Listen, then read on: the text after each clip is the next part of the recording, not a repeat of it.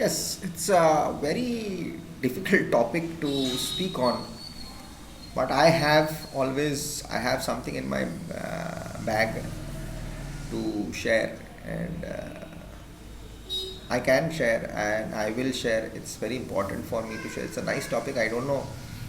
Each and every lesson which I'm going through with you guys, it's making me much more stronger inside. As a person, I'm also getting much more stronger. I just don't read a story as per it's being read. I was reading Paulo Coelho at the beginning and of the lockdown, and I read it, and it was it was advised by Mr. Chauhan himself, and Chauhan sir had told me to read that book. I went on my apps, reading apps, and I was on Kindle, and I read that book of Paulo Coelho. And it was a wonderful book. It goes into me. So after that, I didn't get time to read because online classes started, and I'm really into this online classes. I don't want to boast, or I don't want to say anything much big about it, but I really care. When I do something, I do it by heart, and I want to make sure that I reach out to people. I don't worry about the criticism. Yes, criticism helps me to improvise my mistakes. Yes, if I think that those are my mistakes, if I justify them, if the criticism does justify. Criticism means that doesn't mean that I am wrong. Criticism is means that that person doesn't like my style.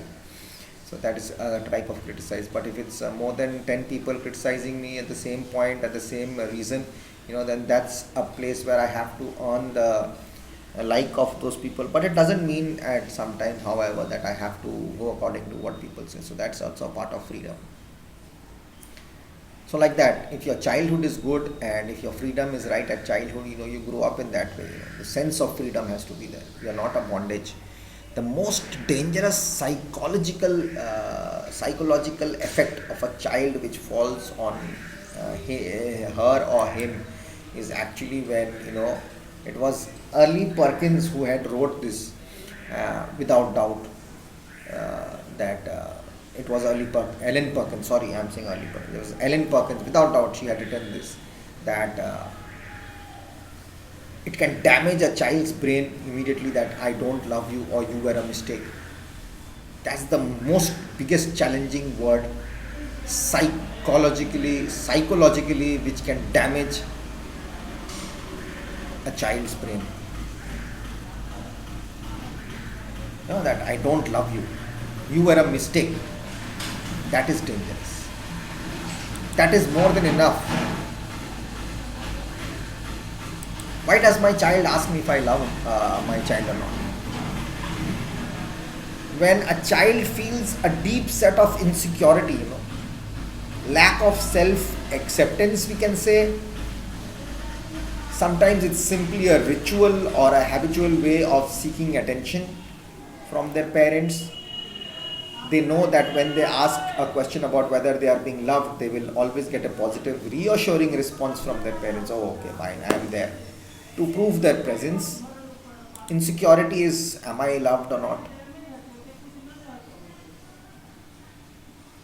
Now, Amanda was not an orphan.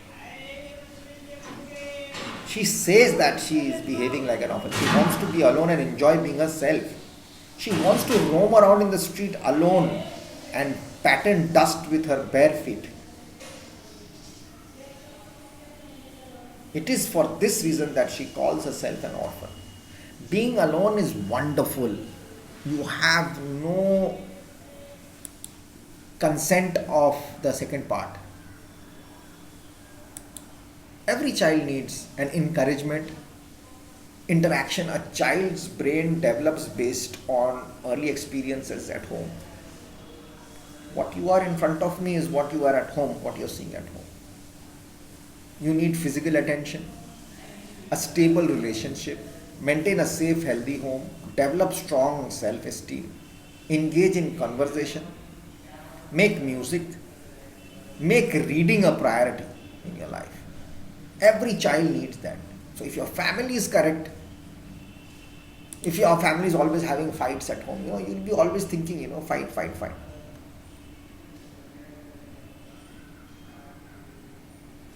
It's always not okay for a child to keep shut or just shut up.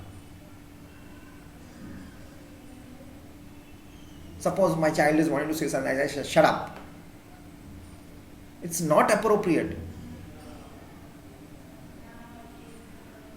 It's a power struggle, which the child may not be willing to lose. That shut up thing shouldn't be there with them. It's rude, it's offensive, it's an offensive comment to a child. A child is something very important.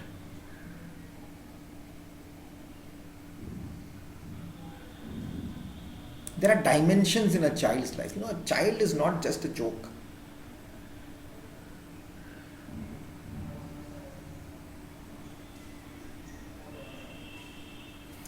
Well-being in adulthood, health, education, identity, family and social relationships, social presentation, emotional and behavioral development and self-care skills. These are the 7 dimensions of a child's upgradation into a proper human being. That's what I try to do.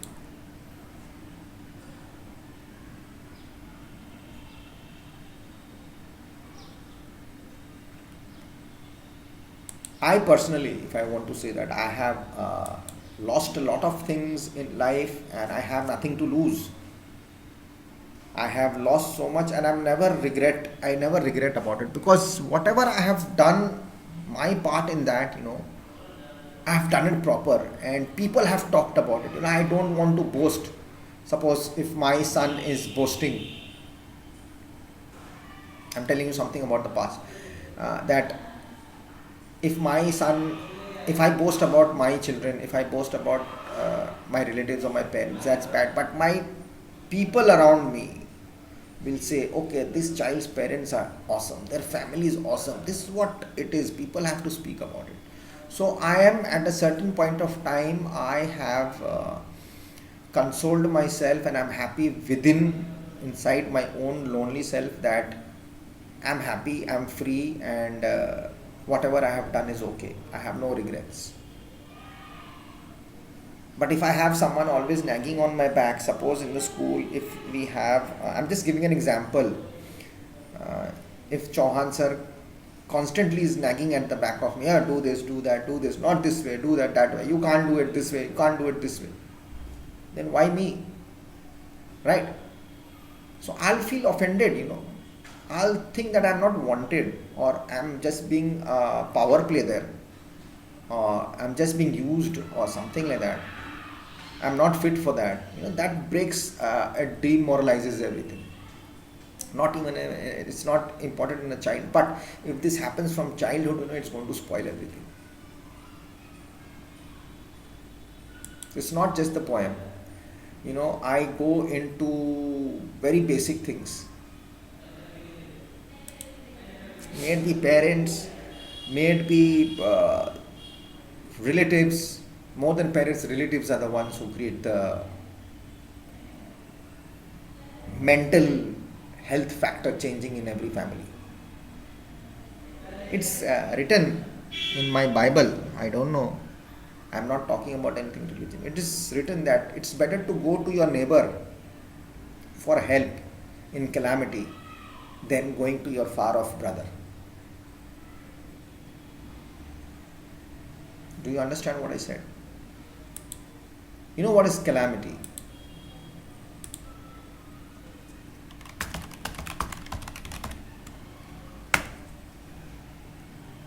Calamity, in the sense, if I say that sudden damage, distress, disaster. Let's do it this way. I am in Kamtul. I am staying in your village. I am saying village because I love villages. I love it. I just love that place. I love that school compound. I love the backyard of it. I wish I could have a small 1 BHK room without rats. Snakes is okay. Rats I hate. Snakes, It's okay. Lizards, I can bear, but rats, I hate rats. They spoil a lot of things. And the system is, I am in Hartford, Kamptol area, and you guys are very close by to me. And my flat is in Kolkata. My house is in Durgapur, another 180 kilometers away, the steel city. So, in distress, in danger, if any disaster happens, should I travel to Kolkata or I'll go to you? So, in calamity, it's wiser to go to your neighbor for help than to going to a far off relative or brother. They will not accept you. Oh, pandemic, you have come. Okay, get out, get out, get out. I've heard these things have happened. I'm just taking an example.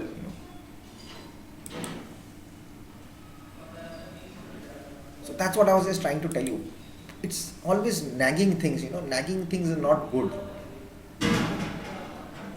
My mother used to tell me, she used to never nag, she used to tell me only once. Like our dinner time was at 7 to 8 is the dinner time. Now that doesn't mean you come at 7:30 and someone is going to serve you dinner.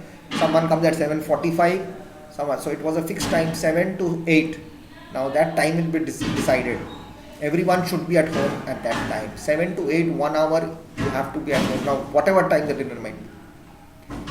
But if anyone is coming to home at 8:05 or you're not present that day, you will not get dinner. No more talking about it. No dinner.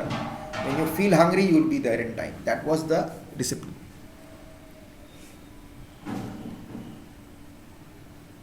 I will cry when I feel hungry.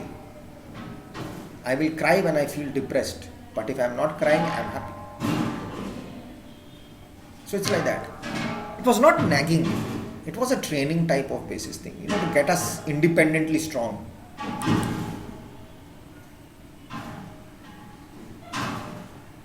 So in the next class, I'll come back and we'll decide more about it. I have much more to talk about this. It's not just the poem. You must know what is this poem all about. Put yourself, wear Amanda's shoes and think, what does a child face? Okay. Good luck. Best of luck. I'll see you next time. And see you soon. God bless.